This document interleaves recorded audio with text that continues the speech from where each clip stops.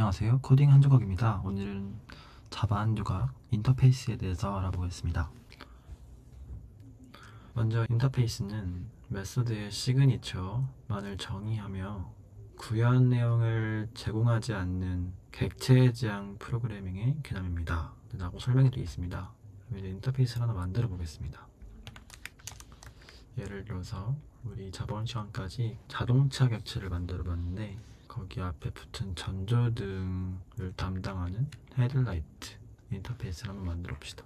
네, 클래스를 선언했을 때 이 클래스라는 키워드 대신에 인터페이스라는 키워드로 바꿔주시면 인터페이스가 됩니다. 그리고 이제 인터페이스에는 두 가지 항목이 있을 수 있는데요. 여기 첫 번째로 메서드 시그니처입니다.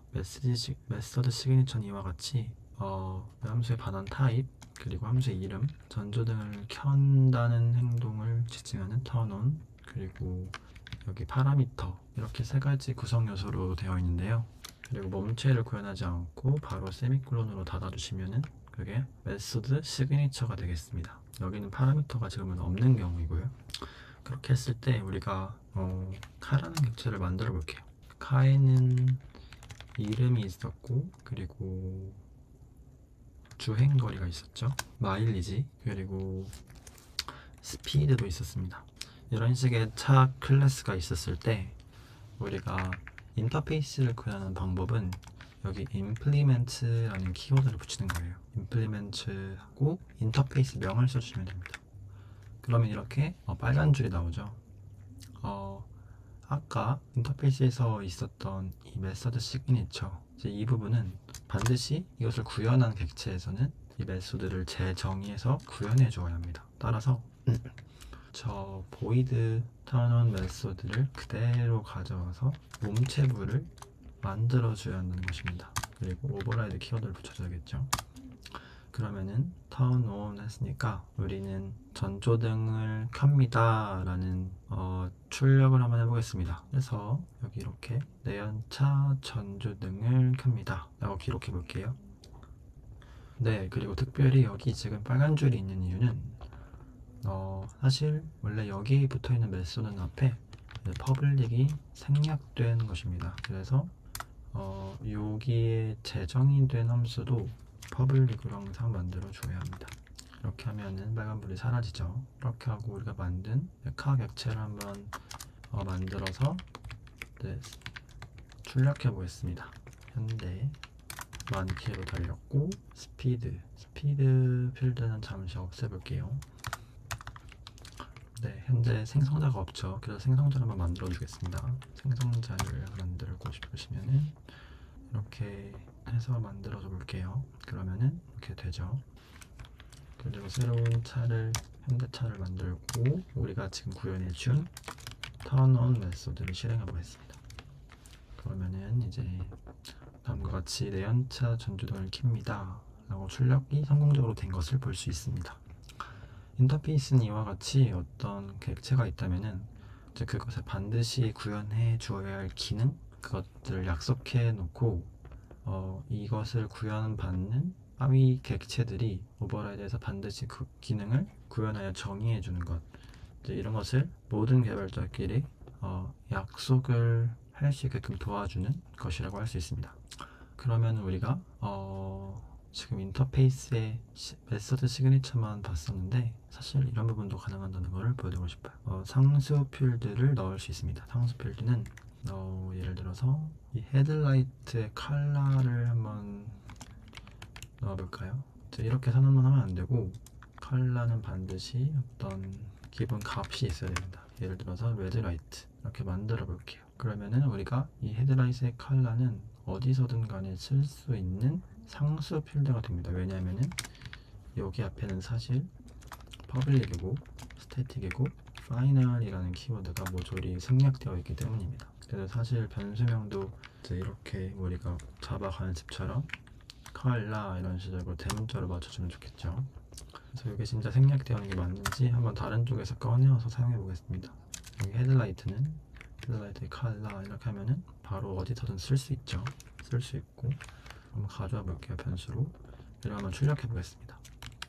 그랬을 때 컬러는 이제 레드라고 나오겠죠. 이런 식으로 인터페이스에는 어떤 상수도 이렇게 선언해 줄 수 있는 것을 확인해 보았습니다. 그러면은 우리가 저번 시간에 했던 이 카와 일렉트릭카 비히클을 다 가져와서 한번 인터페이스를 응용해 보겠습니다.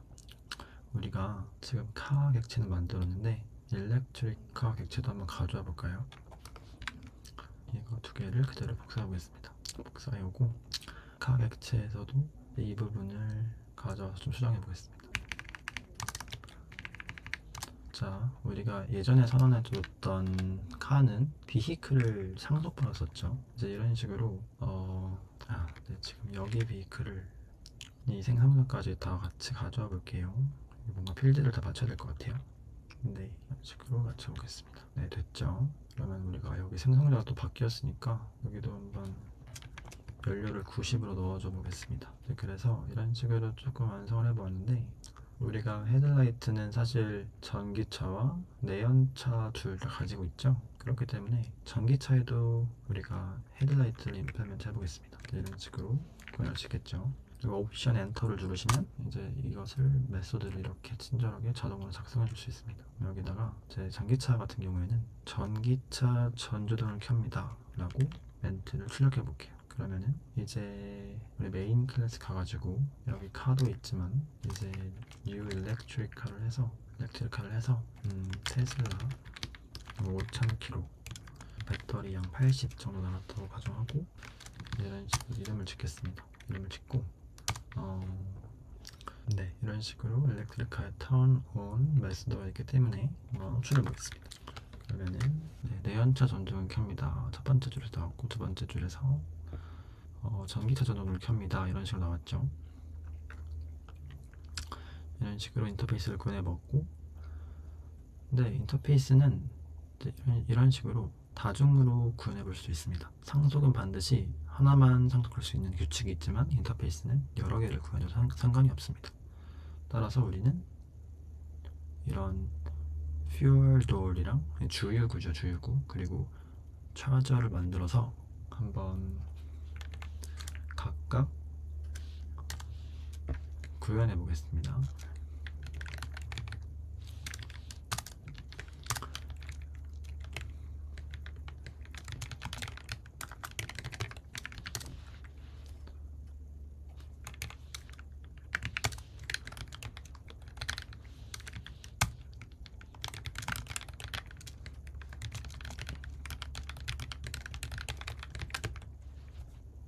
네, 이런 식으로 두 개의 인터페이스를 만들었는데요. 이제 내연차에는 fuel door 주유구를 구현해 볼 거고, 그래서 주유구를 이런 식으로 구현해 볼 수 있겠죠. 구현하면은 연료를 채웁니다 라고 출력하고 진짜 연료를 채워 볼 거예요. 연료를 채웁니다. 출력해 보겠습니다. 연료를 채웁니다. 출력했고요. 그리고 우리가 가진 이 연료에다가 이 받아온 연료를 추가해 줄 거예요. 그래서 이런 식으로 추가해 줄 수 있겠죠. 반면에 전기차 같은 경우는 저 주유구가 아니라 차저를 구현해 볼 거고, 차저의 차지를 구현해서 전기차 같은 경우는 배터리를 충전합니다를 출력할 거예요. 그리고 이 배터리 어마운트에 받아온 전기 에너지를 충전해 주면 되겠죠. 이런 식으로 넣을 수 있습니다. 네, 그러면은 우리가 이런 것을 구현해 봤으니까 한번 진짜 작동하는지 한번 확인해 볼게요. 여기 카에 아까 fill up에 새로운 기능을 추가해 줬죠. 그리고 뭐 한 10을 추가하면 100이 되겠죠. 그리고 일렉트릭 카는 차지를 해서 지금 20이었으니까 얘도 80이었으니까 20으로 맞춰볼게요. 100으로 충전해 보겠습니다.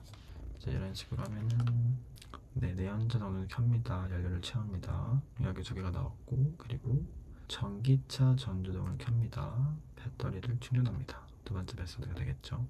특별히 각각의 진짜 연료가 얼마나 충전되는지 확인해 보려면은 이 카의 퓨엘을 출력해보고, 여기는 일렉트리카의 배터리 아마운트를 출력해보면 되겠죠. 각각 100씩 100으로 충전된 것을 확인할 수 있습니다. 네, 이런 식으로 우리는 인터페이스를 3개를 만들어 보았고, 각각의 공통된 인터페이스는 공통으로 일렉트리카와 카에 구현해 보았고요. 그리고 이제 주유구는 내연차에만, 그리고 차저는 전기차에만 구현해보는 시간을 가졌습니다. 이제 상속과 그러면은 인터페이스가 헷갈릴 수도 있을 것 같은데요. 간단히 상속은 is a 관계에 적합합니다. 그래서 예를 들어서 이 전기차는 운송수단이다. Electric car is vehicle, 이런 식의 관계에 적합하고요. 그리고 이 인터페이스는 has a 관계에 적합하다고 합니다. 그래서 이제 이 전기차 같은 경우에는 전기차는 전조등 그리고 충전기를 가진다, 이런 식으로 말할 수 있겠죠. 따라서 electric car has a headlight and charger, 이렇게 말할 수 있겠죠. 이런 식으로 구분해 주시면 좋을 것 같고, 마지막으로 이 인터페이스 또한 우리가 다양성을 구현해 볼 수 있습니다. 이게 무슨 말이냐면은 여기다 새로 만들어 볼게요. 우리가 예를 들어서 이 헤드라이트를 이런 어레이에다가 넣어보고 싶어요. 우리가 지금 가진 헤드라이트가 뭐뭐가 있죠? 전기차에 있는 헤드라이트, 그리고 내연차에 있는 헤드라이트가 있죠. 그래서 여기다가 첫 번째는 이 내연차가 가진 헤드라이트를 그대로 넣어줄 거예요. 여기 선언이 되어 있으니까 그대로 넣어봅시다. 그리고 두 번째로는 전기차가 가진 헤드라이트를 넣어줄 거예요. 그러면은 우리는 이 전조등이 하는 기능을 한꺼번에 출력해 볼 수 있겠죠. 다음과 같이 포문을 만들어서 헤드라이트 turn on 이렇게 하면은 여기 하나에 있는 거를 다른 타입이지만 같은 헤드라이트를 구현하는 객체이기 때문에 우리가 하나의 묶음으로 다뤄볼 수 있다는 말이었습니다. 따라서 출력해 보겠습니다. 그러면 아래와 같이 내연차 전조등을 켭니다. 전기차 전조등을 켭니다. 라고 출력이 되는 것을 보았죠. 그래서 이게 사실 전조등에 자동차를 넣고 전조등에 전기차를 넣는 게 조금 이상해 보일 수 있어요. 그래서 이런 식으로 사용할 경우에는 이 헤드라이트라는 인터페이스 명을 예를 들어서 헤드라이터블, 이런 식으로 전조등을 가질 수 있는, 전조등을 켤 수 있는 이런 식의 이름으로 바꿔서 사용하면 조금 더 납득이 갈만 하거든요. 그래서 인터페이스의 다양성은 이렇게 활용해 볼 수 있다는 것을 배웠습니다. 오늘 여기까지 인터페이스에 대해서 알아보았고요. 인터페이스는 앞으로도 자바를 사용하면서 정말 많이 다루게 될 컴포넌트이므로 잘 익혀 놓으시는 게 좋을 것 같습니다. 혹시 궁금한 점이 있다면 댓글로 달아주시면 감사하겠습니다. 이상 자바 한정학이었습니다. 들어주셔서 감사합니다.